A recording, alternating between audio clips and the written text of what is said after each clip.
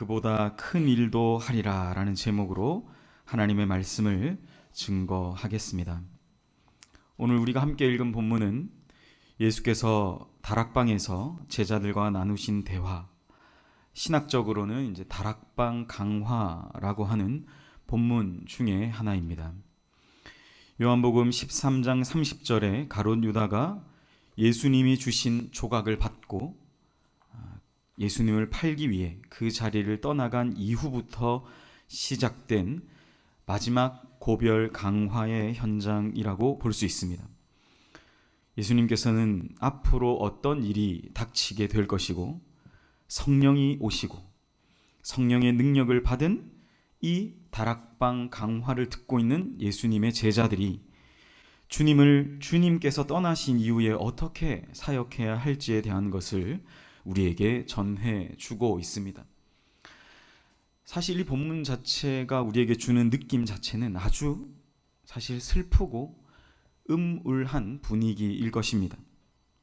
왜냐? 예수님은 계속 이 다락방 강화의 중심적인 내용이 내가 이제 이 땅을 떠나 어디론가 간다.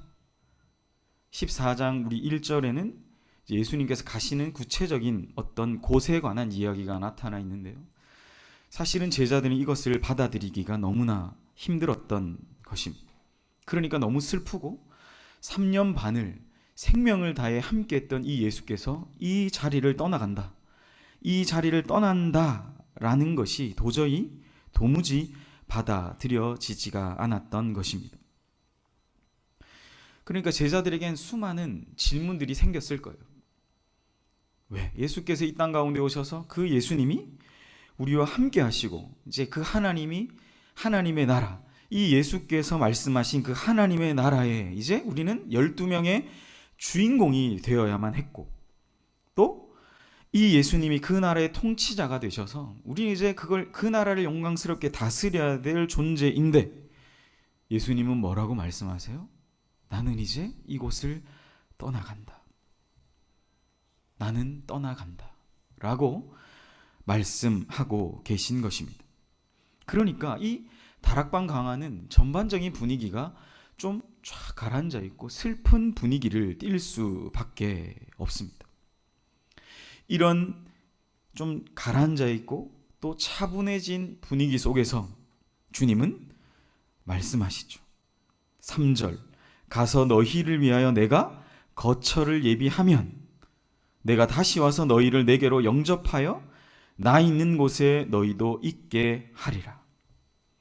이 질문을 받자마자 사실 우리가 이제 읽어보겠지만 2명의 제자가 이 예수님에 대해 질문을 하기 시작합니다. 그러니까 강화는요, 예수님이 일방적으로 자기의 가르침을 한 것이 아니라 이 제자들의 이야기를 듣는 이 제자들이 질문하고 그 질문에 대한 답변을 하는 형식으로 되어져 있습니다.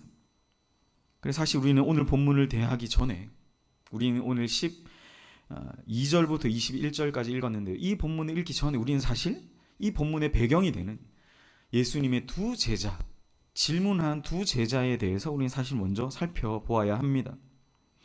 주님은 2절과 14장 2절과 3절에 본인은 이제 아버지의 집으로 갈 거고 후에 너희를 데리러 오겠다라고 말씀하신 거예요. 아까 읽었지만 가서 너희를 위하여 내가 거처를 예비하면 내가 다시 와서 너희를 내게로 영접하여 나 있는 곳에 너희도 있게 하리라. 그리고 주님께서 말씀하세요. 4절에 내가 어디로 가는지 그 길을 너희가 아느니라. 이 주님의 답에 대한 도마의 질문이 5절이에요. 도마가 이르되 주여, 주께서 어디로 가시는지 우리가 알지 못하거늘 그 길을 어찌 알겠삼나이까.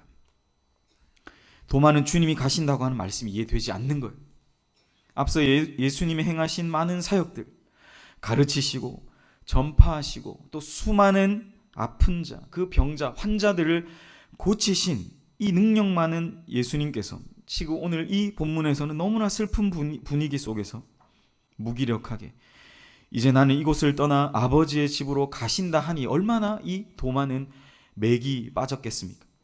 그러니까 도마는 질문하는 거예요. 주님, 주께서 어디로 가시는지 우리가 알지 못하는데 어떻게 우리가 주님이 가신다고 하신 이 길을 알겠습니까? 도마의 당연한 질문입니다. 주님이 가신다고 말씀하신 그 아버지의 집이 우리는 도대체 어딘지 모르겠는데 어떻게 그 길을 우리로 하여금 안다, 너희는 그 길을 알고 있다라고 말씀하십니까? 라는 아주 도마의 공격적인 질문이라는 거죠.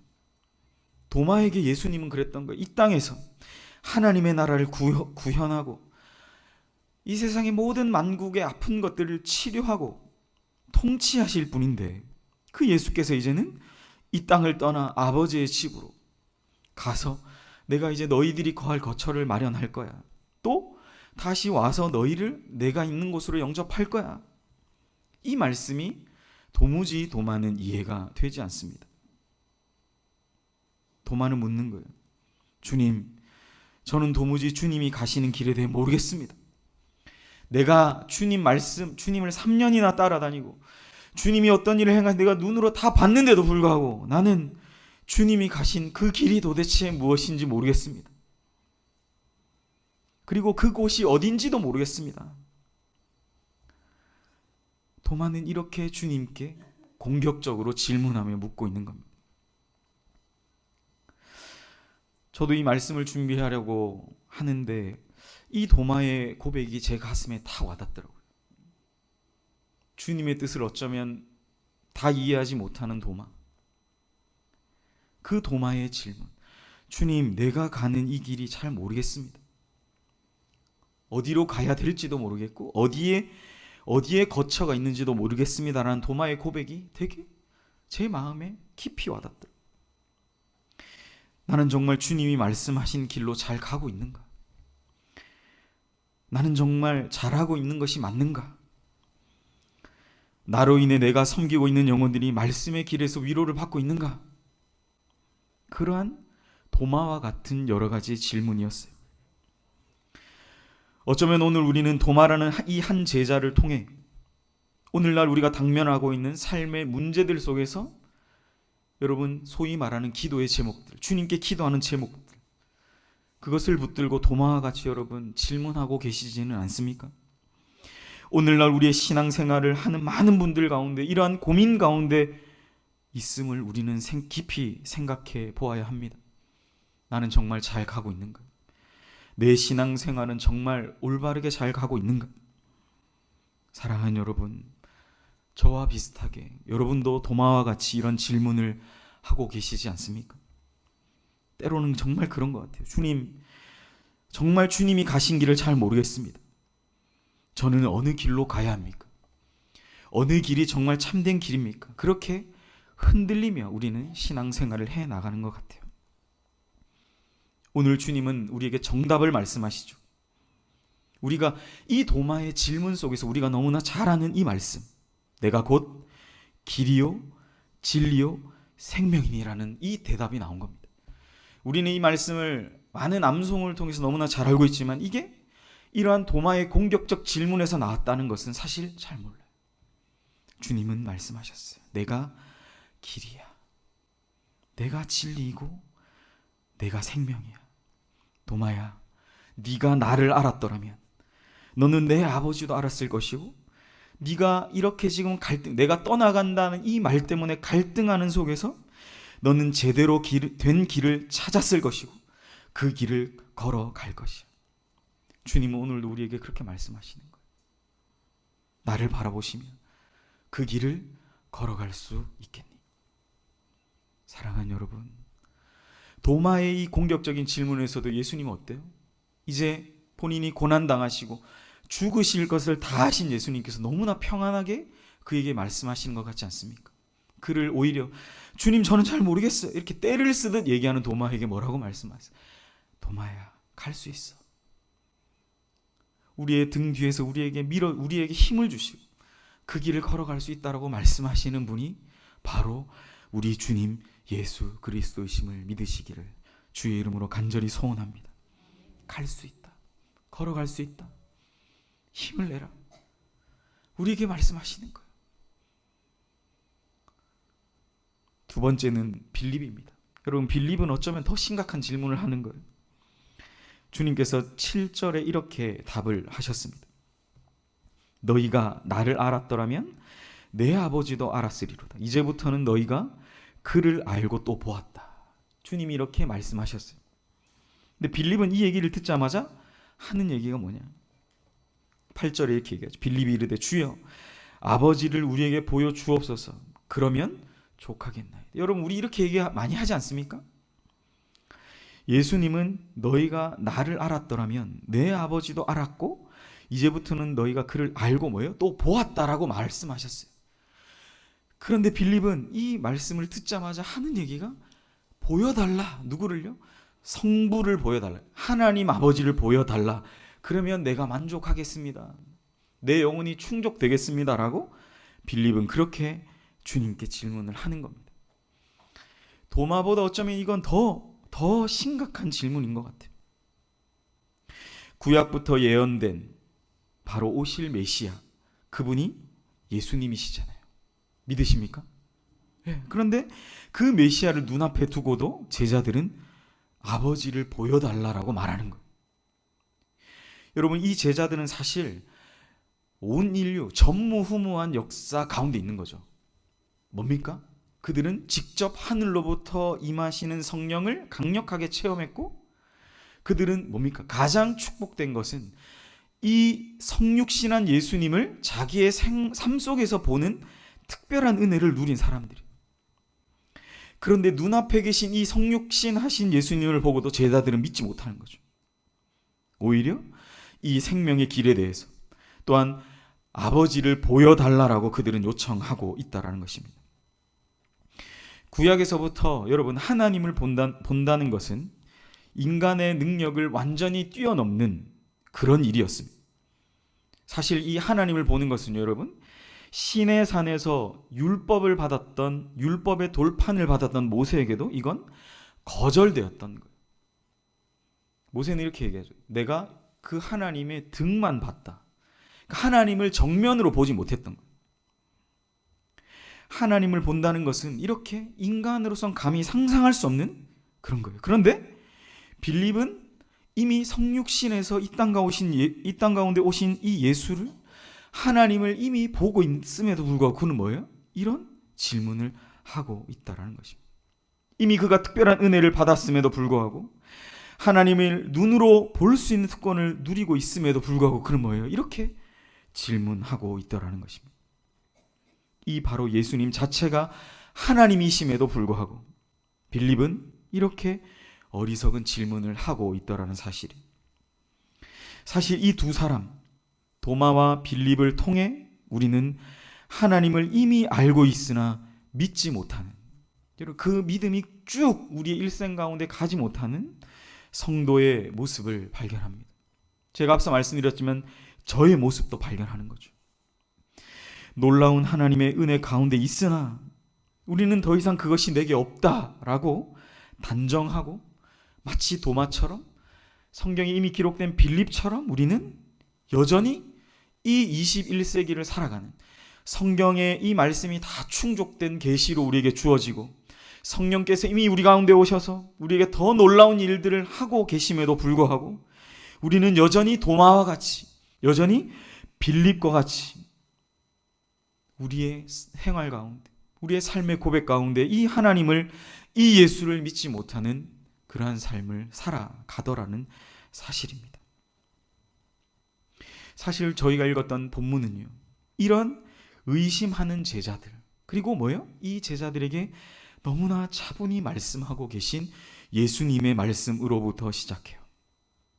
이러한 두 제자의 질문을 통해 예수님이 이제는 길게 얘기하시는 거예요. 11절 뭐라고 말씀하십니까? 내가 아버지 안에 거하고 아버지께서 내 안에 계심을 어떡하라? 믿으라 라고 말씀하시는 겁니다. 만약 그것을 너희가 못 믿겠거든 내가 행한 일로 나를 믿으라 라고 말씀하시는 겁니다. 우리 11절 함께 읽어볼까요? 시작. 내가 아버지 안에 거하고 아버지께서 내 안에 계심을 믿으라. 그렇지 못하겠거든 행하는 그 일로 말미암아 나를 믿으라. 이것은 행하는 그 일이 뭐냐? 예수께서 행해 오신 일이에요. 그러니까 제자들은 여러분 그렇잖아요. 봤잖아요, 이걸. 예수님이 가르치시고 전파하시고 뭡니까? 정말 세례 요한도 행하지 못했던 이 기적과 같은 일들, 뭐죠? 그 당시에 아팠던 병자, 환자, 심지어는 뭐예요? 하늘에 계신 하나님 성부께서 오셔야만 할 수 있다고 여겨졌던 일, 뭐죠? 나병 환자까지도 고치셨잖아요. 여러분, 바리새인들이 예수님을 막 참남하고 고소하고 공격했지만 그들이 결국 이 예수라는 사람이 뭔가 있는데라고 생각할 수 있었던 건 뭐였냐? 바로 나병 환자를 고치는 거였어요. 왜? 그때 당시만 해도 이 나병 환자를 고치는 건요, 성부께서 오셔야만 할 수 있는 일로 여겨졌는데 그걸 뭐예요? 이 예수께서 하신 거죠. 그러니까 뭡니까 여러분? 야, 너희들은 그래, 너희가 하는 질문 내가 다 알겠어. 그래, 믿지 못하는 것도 알겠어. 너희들이 갈등하는 것도 알겠어. 내가 이제 가야 되니까 너희들의 마음이 흔들리는 것도 알겠어. 그런데 봐, 네가 만약에 나를 못 믿겠고 나한테 자꾸 하나님 보여달라, 아버지를 보여달라 그러고 하는 건 내가 다 알겠는데 봐, 정 못 믿겠거든. 내가 여태까지 한 일이 있잖아. 그거를 통해서라도 너희가 나를 믿어야 되는 거 아니니? 라고 예수님은 제자들에게 말씀하신 거죠, 사실. 그러면서 예수님이 이제 중요한 말씀하신 겁니다. 12절, 제가 오늘 제목을 잡았죠. 12절 우리 한번 읽어볼까요? 시작. 내가 진실로 진실로 너희에게 이르노니 나를 믿는 자는 내가 하는 일 그도 할 것이요 또한 그보다 더 큰 일도 하리니 이는 내가 아버지께로 감이라. 여러분, 여기서 이 말씀이 나옵니다. 내가 한 그 일보다 그보다 큰 일도 할 것이다. 예수를 믿는 우리에게, 그리고 뭐 예수께서 하신 일들을 믿는 그 사람들, 그 성도들, 그 믿는 백성들에게 주님은 우리에게 약속하신 거죠. 그보다 큰 일도 내가 하게 할 것이다.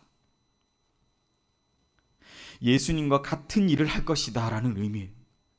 심지어는 뭡니까? 그보다 큰 일도 할 것이다 라는 거죠.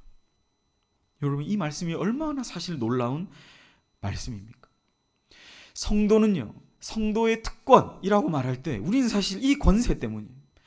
우리가 영접하는 자, 곧 그 이름을 믿는 자들에게 하나님의 자녀가 되는 권세를 주셨다라고 말할 때 여러분, 그 하나님의 자녀된 권세는 바로 오늘 말씀에서 우리는 유추해 볼 수 있는 거예요. 예수께서 하신 일, 오히려 어떻게 해요? 믿는 자에게는 그보다 더 큰 일도 하는 권세를 어떻게 주셨다라는 사실입니다. 그러면 여러분, 우리가 여기서 사실 한번 돌아봐야 될 것은, 그러면 도대체 예수께서 이 땅 가운데 무슨 일을 하셨는가를 우리가 생각해 봐야 되겠죠. 지난 주일 제가 청년부에서 말씀을 전했는데 예수님이 이 땅 가운데 하신 사역은 총 3가지로 정리해 볼 수 있어요. 그것은 마태복음 4장 23절에 이렇게 말합니다. 예수께서 온 갈릴리에 두루 다니사 그들의 회당에서 가르치시며 천국 복음을 전파하시며 백성 중에 모든 병과 약한 것을 고치셨다는 거죠. 그러니까 뭐예요? 가르치셨고 전파하셨고 고치셨다라는 거죠. 이 3가지 사역이죠. 이것을 뭐예요? 예수님과 똑같이 할 수 있는 권세, 그걸 누가 받았다고요? 저와 여러분. 그리고 뭡니까? 우리가 모인 이 교회, 여러분, 그러니까 교회가 왜 강한 줄 아세요? 마귀가 아무리 우리를 공격한다 할지라도 교회가 강한 이유는 그러한 각 사람, 예수의 권세를 받은 각 사람이 이 교회 공동체로 모여있기 때문에 여러분, 마귀가 함부로 이 교회를 흔들 수 없다는 사실이에요. 여러분, 이거 믿으셔야 돼요. 할렐루야. 여러분, 우리의 건강이 쇠약해진다 할지라도 여러분, 이건 믿음으로 선포하셔야 돼요. 여러분이 우리의 다음 세대에게 전해주셔야 할 것도 바로 이 믿음입니다. 예수께서 하신 이 일, 이것을 우리도 예수와 똑같이 할 것이고, 어떻게 해요? 그보다 어쩌면 더 큰 일을 할 수도 있는 그 권세가 누구에게 있다고요? 바로 연희교회. 할렐루야. 여러분, 이게 성도의 자신감이고 성도의 특권입니다. 우리 담임 목사님께서 계속 반복적으로 말씀하셨지만 지난 우리 한 주간 우리 교사들과 함께 특세들을 했습니다. 제가 이제 첫날 하고 뒤에 우리 전도사님들이 말씀을 5일 동안 이렇게 전해주시는데 얼마나 좋았는지 몰라요. 작은 수의 인원이 모였다 할지라도 그 안에 정말 천국의 잔치가 벌어진 것과 같은 그런 놀라운 하나님의 은혜가 있었습니다. 막 눈물이 터지고 기도가 터지기 시작하고, 제가 첫날 할 때는 조용히 하셨는데 우리 전도사님들이 설교하실 때 더 좋으셨나? 그래가지고 막 기도가 터지고 막 회개가 터지고. 여러분 뭘까요? 여러분 이게 성도의 특권이요. 하나님의 은혜의 보좌 앞에 시시때때로 나가서 뭐요? 길 가다가도 기도하고. 옛날에는 예루살렘 성전 가서 기도해야 이게 막 기도빨이라고 하죠. 약발이라도 좀 받았는데 요즘 그렇지 않잖아요. 여러분 우리가 언제 어디서든지 그 은혜의 보좌 앞으로 나아갈 수 있는 성도의 특권. 할렐루야. 여러분 그게 바로 우리에게 있는 거죠. 오늘 본문에서 여러분 그보다 더 큰 일을 한다라고 하신 말씀 바로 이겁니다. 우리에게 주신 이 성도의 특권, 그것이 바로 저와 여러분이 누려야 할 성도의 은혜요 특권인 줄 믿으시기를 간절히 소원합니다. 여러분 가장 힘드실 때가 언제세요? 저는 제가 가장 힘들 때가 나 혼자 고립되었다고 느낄 때입니다. 저는 조금 여러분이 아셔서 아시겠지만 조금 약간 때로는 되게 푼수일 때도 있어요. 막 너무 말하는 거 되게 좋아하고 막 이렇게, 보셨죠? 이렇게 되게 푼수일 때가 있습니다. 제가 강단에서 말씀 전할 때는 막 되게 이렇게 제가 하지만 개인적인 자리에서는 제가 좀 그럴 때가 있어요. 그러니까 되게 관계적인 사람이라는 거죠. 제가 가장 힘든 건 제가 속한 공동체나 어디에서 약간 고립되었다 느낄 때, 특별히 언제일까요? 주님과 사이가 완전히 내가 떨어졌다라고 느낄 때, 그때가 저는 가장 힘들어요. 주님이 왠지 나와 함께 하시지 않는구나. 어떤 고민이 내 머리에 탁 들어왔는데 그 고민이 떠나질 않아. 밤에 잠도 안 오고 새벽에 너무 일찍 일어나고. 제가 보니까 새벽 막 3시 50분에 잠이 안 와서 기도하러 오셨다는 분들인데 제가 나이가 젊지만 그 마음을 이해해요. 너무 일찍 일어나 잠이 안 와. 막 밥 먹는데 밥이 모래알같이 맞죠? 막 그럴 때 여러분 그때가 언제입니까? 여러분 인생의 문제들이 다가올 때 더 큰 건 뭐예요? 그런 문제들 속에서 주님이 나와 아무런 상관이 없다라고 느껴질 때 사실 그때 아닙니까? 여러분 가장 힘든 때죠. 우리가 그렇게 고립될 때 저는 사실 그런 상황이 제일 두렵고 사실 무서워요. 너무 눈물 나. 막 마음 아프고요. 내가 제일 좋아하고 친했던 사람이 그렇게 떠나가는 것, 나를 떠나가는 것, 교회를 떠나가는 것, 그게 가장 두려운 거죠. 주님이 나와 함께 하시지 않고 나와 좋은 관계에 있었던 사람들이 떠나갈 때 그만큼 슬픔을 느낄 때가 없습니다. 근데 오늘 본문은 뭐냐? 성도가 이 예수님을 믿지 못할 때요. 사실 예수님이 하신 일을 믿지 못할 때, 예수께서 내 인생을 책임지실 것을 믿지 못할 때, 예수께서 내가 다 짊어지지 못한 것을 대신 져주실 것을 믿지 못할 때, 여러분 그때가 사실 우리가 가장 슬프고 힘들 때입니다. 내가 뭔가를 해보려고 내가 뭔가 아둥바둥 노력할 때 사실은 성도는 그때가 가장 힘든 거예요. 내가 다 맡겨드릴 분이 있다. 내 모든 죄의 짐, 내가 가지고 인생의 짐들을 대속하여 짊어지신 분 앞에 십자가 그 그늘 아래 다 내려놓을 곳이 있다. 그게 우리의 은혜 아닙니까, 여러분?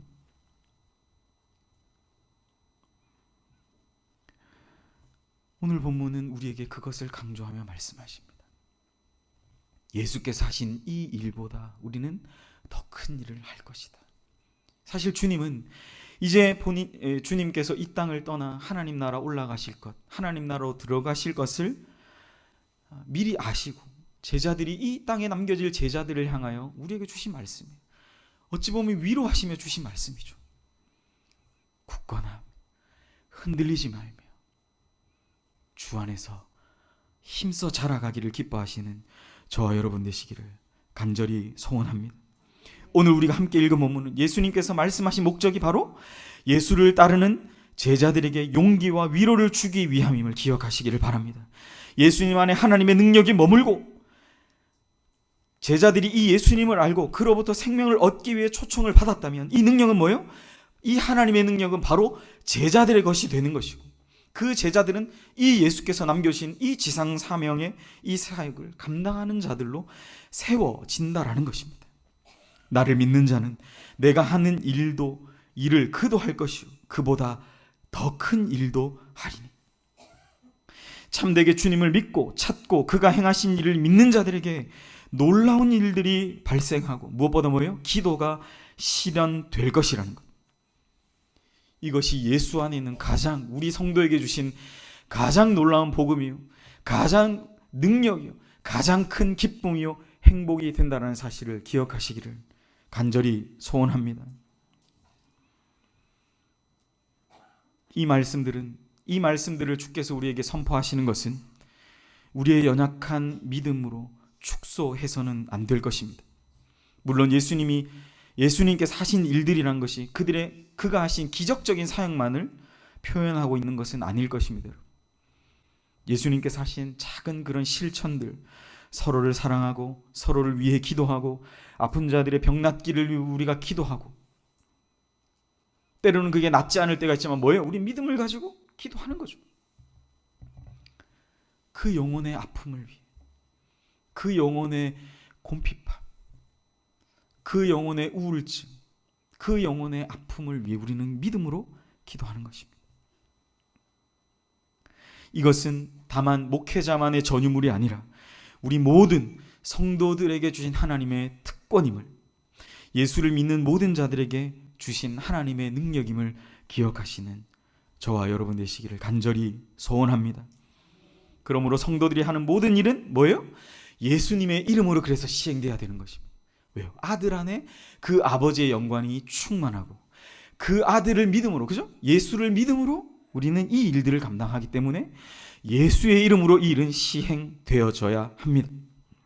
그렇게 해서 아버지 하나님께서 이 예수의 사역을 통해 영광을 받으시고, 할렐루야, 우리가 찬양대 송영에 맞춰서 하나님께 영광을 돌리잖아요.